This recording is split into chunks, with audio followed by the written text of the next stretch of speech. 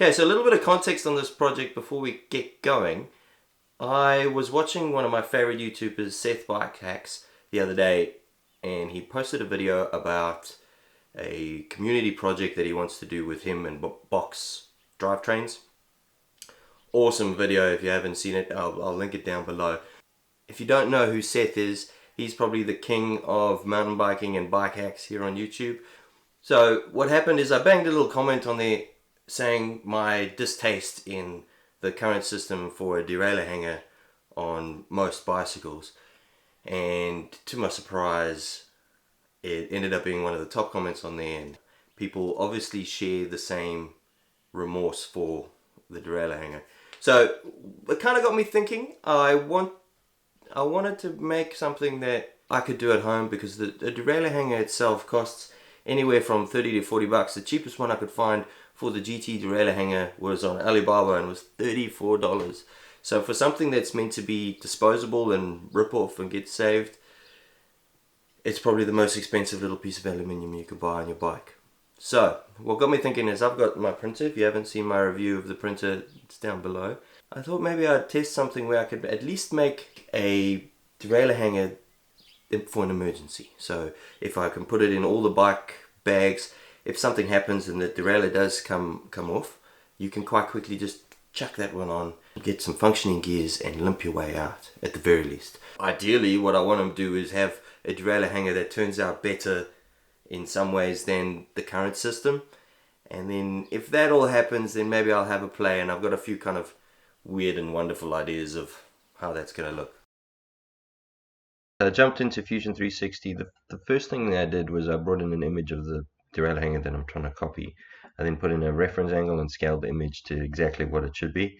Next, you see me here just putting in all the, let's say, important bits and dimensioning them up so that it's all exact. I then went through and pretty much just traced right over the whole thing. This first one's going to be a straight up carbon copy, so all I did was, yeah, like I say, give it a little trace. Then extruded it to exactly the same thickness as the other one and cut out that little bit. You can already see where the weak point's going to be. I then optimistically put in some threads on the holes. The M10 one printed okay, but the little M3s had no chance. I then chucked it into the up software. Here you can see I'm printing it in a PLA at 0.2, and the thing is a completely solid print. I did this obviously for the strength. The 0.2 was so that I could get or at least try get the threads to work. But like I said, the only one that actually kind of worked is the M9. The M3s I just ended up drilling out anyway.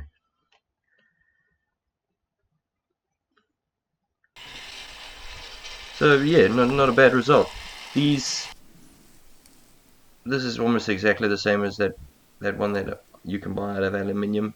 The threads on the M9, you can see there, turned out pretty good. You can almost see the other little ones. I then put it onto the bike. This was reasonably difficult. The little screws only have about a 1mm purchase. And then also what I did was I put the M10 hole, I just re-threaded it a little bit so it kind of got started, if that makes sense. It was quite difficult to get the line it all up. Here you can see me putting it on. You'll also notice that I did put it on incorrectly.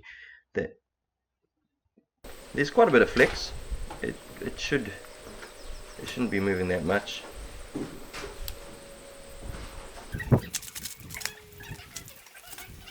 Right, pop the wheel on. Again, you can see how incorrect the derailleur is hanging. It's not the end of the world. Maybe it was a good thing for this test, because it did actually mean that when I changed them up here, yeah,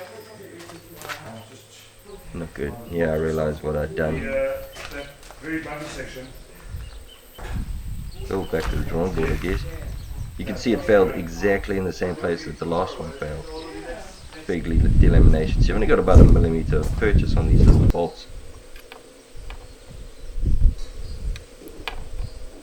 So that wasn't too bad. I guess the main thing is that it fit. That was my first kind of goal. All I wanted to do in this one was just copy it exactly see what happens, see where the weak points are, and then go from there. So from here on out, what I'm going to do is I'm going to bump it up a bit, maybe try a few little things, and try to get a derailleur hanger that actually can work straight out of the 3D printer. Right, so back into Fusion V2, I just changed a few of the little dimensions of the holes mainly, and then added about 4 mils to the thickness of that top bit. Little chamfer for a bit of strength, and then saved it out for print.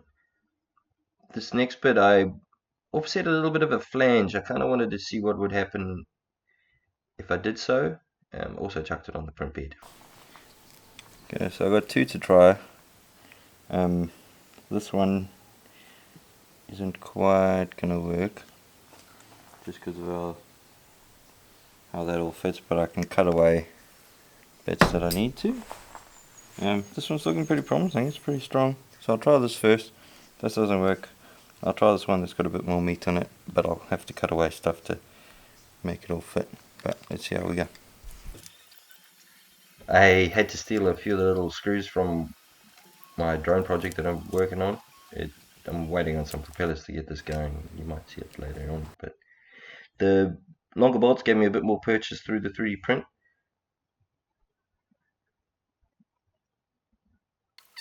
I had to drill the holes a little bigger just to make it all fit. These holes are now 3 mils diameter.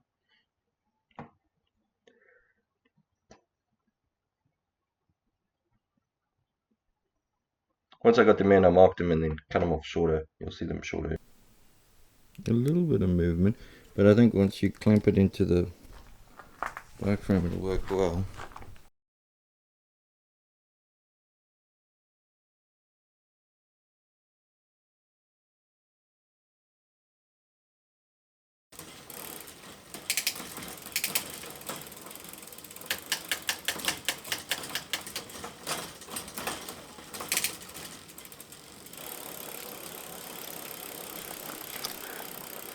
I think we got it. There's no movement in the derailleur hanger. Movement in the derailleur.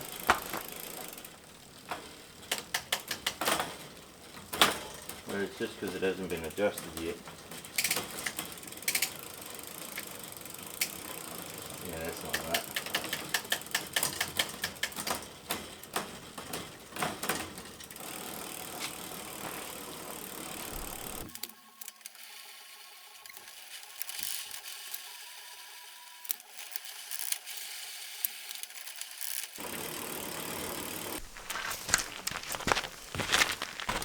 There it is, the 3D printed piece. I think it's going to work.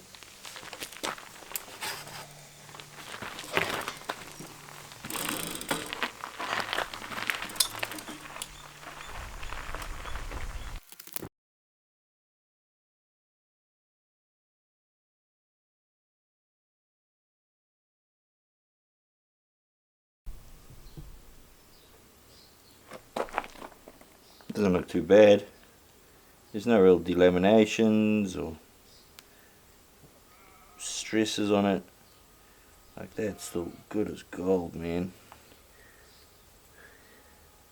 Right, so I'm absolutely astonished that that's worked.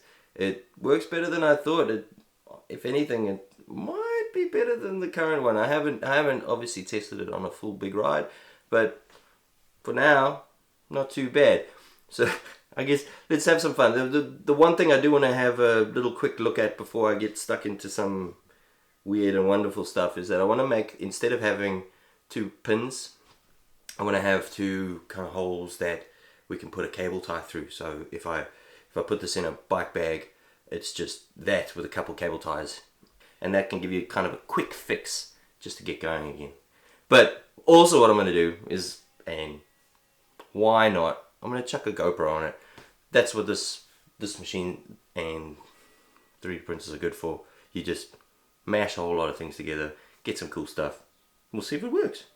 Hopefully the footage isn't too terrible. Right, so first thing first, I brought in a photo of the current model. I use this technique quite a lot when I'm doing quite quick iterative designs.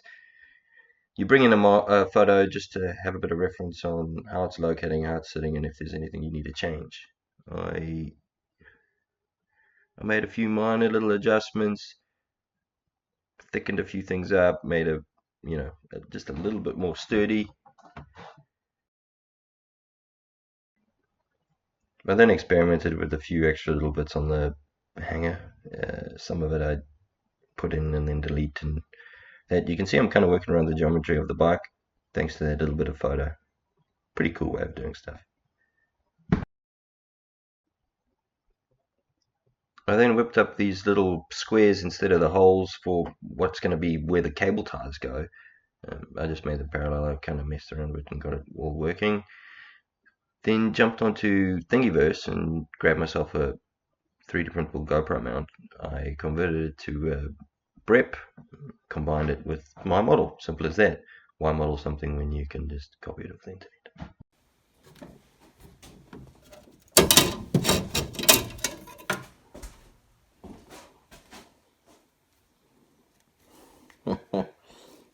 Ridiculous.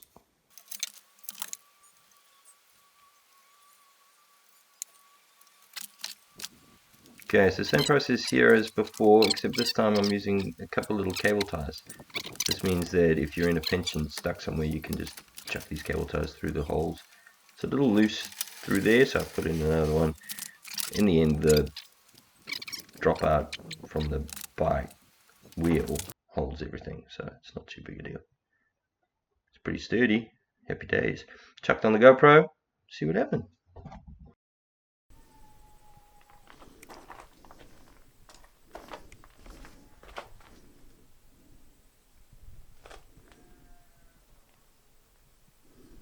It's on there.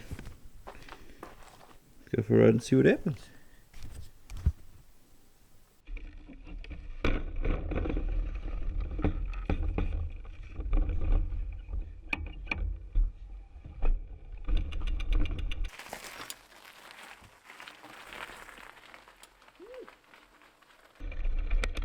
I am so surprised how smooth this footage actually is. It's probably a testament to how well the Derailluer Hanger is actually performing. I'm changing gears quite hard and you're not seeing too much of a deviation. There is a little bit of a bump just here where you see the wheel. I think I'm going to actually put that down to me not tightening up the GoPro as hard. There was quite a bit of movement, but still such a sick footage.